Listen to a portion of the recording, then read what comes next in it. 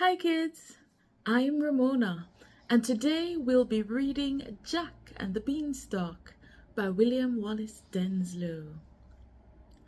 Once upon a time, there was a poor boy named Jack who lived with his mother in a tiny cottage. They were so poor that one day they had nothing left to eat, and Jack's mother told him to sell their last possession, a cow.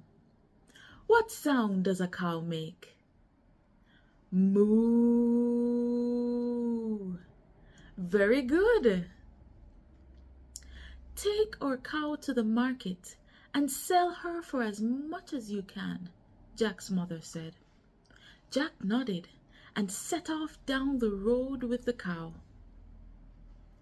Along the way, Jack met a strange old man who had a small bag in his hand.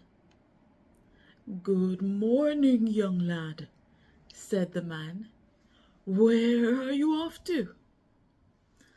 "I'm going to sell my cow," Jack replied. "Well, I'll trade you something even better," said the man, opening the bag to show Jack 5 magical beans.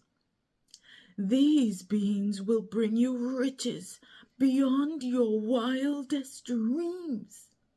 Jack, filled with excitement, traded his cow for the beans and ran home. But when he got home and showed his mother the beans, she was furious. "Beans?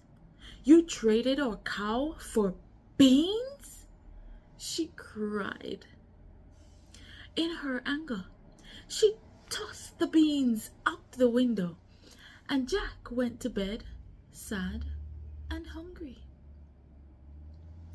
The next morning, Jack woke up and saw an amazing sight. A gigantic beanstalk growing right outside his window, stretching all the way up into the clouds. Without a second thought, Jack decided to climb the beanstalk. Up and up he climbed. Higher and higher he climbed until he reached the top. There he found a huge castle surrounded by fluffy clouds. Jack walked up to the castle and knocked on the door. An enormous evil giant's wife answered, looking down at him with surprise. "Goodness, a little boy," she said. "What are you doing here?"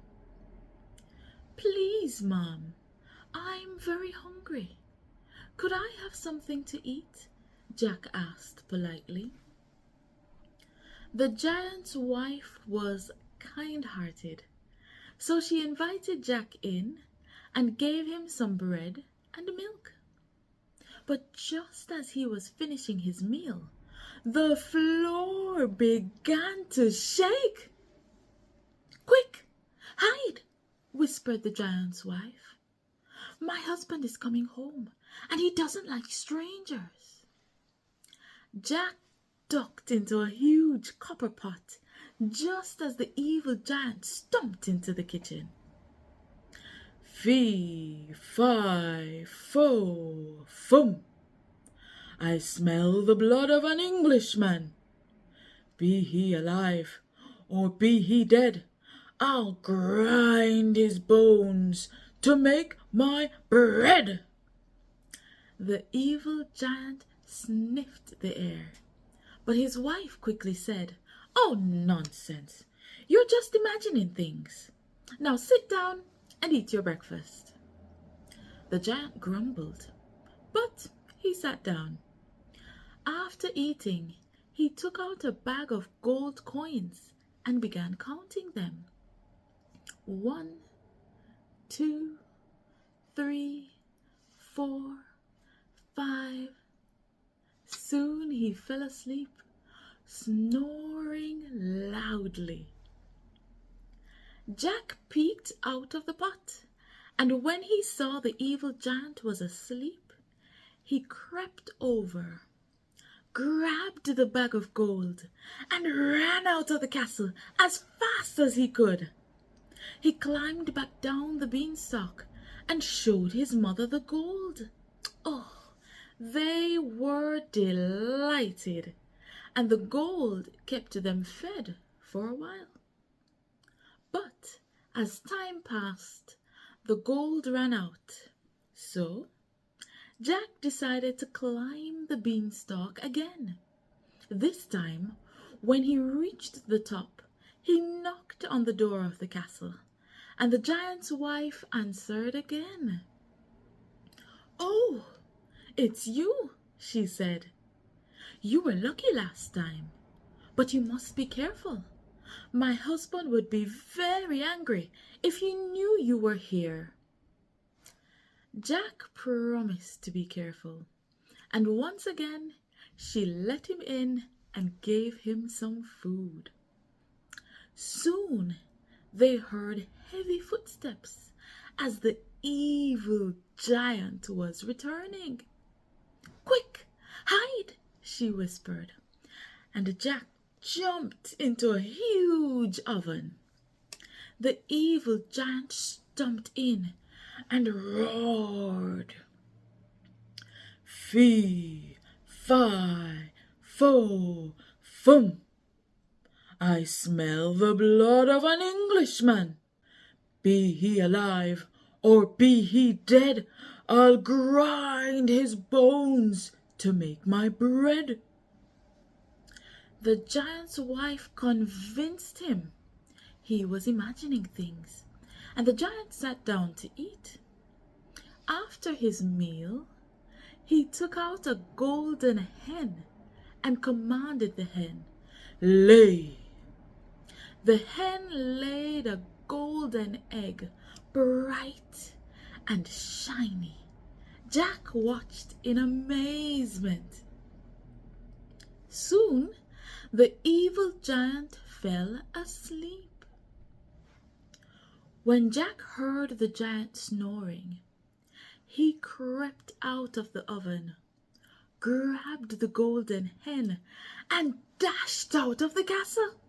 He climbed back down the beanstalk and showed his mother the hen that laid golden eggs. From then on, they had all they needed. But Jack was still curious, and one day he climbed the beanstalk once more. This time, the giant's wife was wary. "You're a brave boy, but you really shouldn't come back. My husband is very angry about his missing gold and his hen," she warned. But Jack pleaded, and finally she let him in. Soon enough, the evil giant returned, and Jack hid behind a huge barrel. "Fee, fi, fo, fum. I smell the blood of an Englishman. Be he alive or be he dead, I'll grind his bones to make my bread." The giant's wife tried to calm him, but the giant was suspicious. After his meal, he took out a magical harp that could play music all on its own. The harp began to play a lovely tune, and the giant soon fell asleep. Jack tiptoed out, grabbed the harp, and turned to run. But suddenly, the harp cried, "Master! Master!" The evil giant woke up and saw Jack running away with his harp. With a furious roar, the giant chased Jack through the castle and out to the beanstalk. Jack scrambled down the beanstalk as fast as he could, with the giant hot on his heels. "Mother, get the axe!" Jack shouted as he reached the ground. His mother ran to him with an axe, and Jack quickly chopped at the beanstalk. With a loud crash, the beanstalk fell, bringing the evil giant down with it. The giant hit the ground and was never seen again. From that day on, Jack and his mother lived happily with the golden eggs and the magical harp to keep them safe and well. And they never needed to worry again. The end.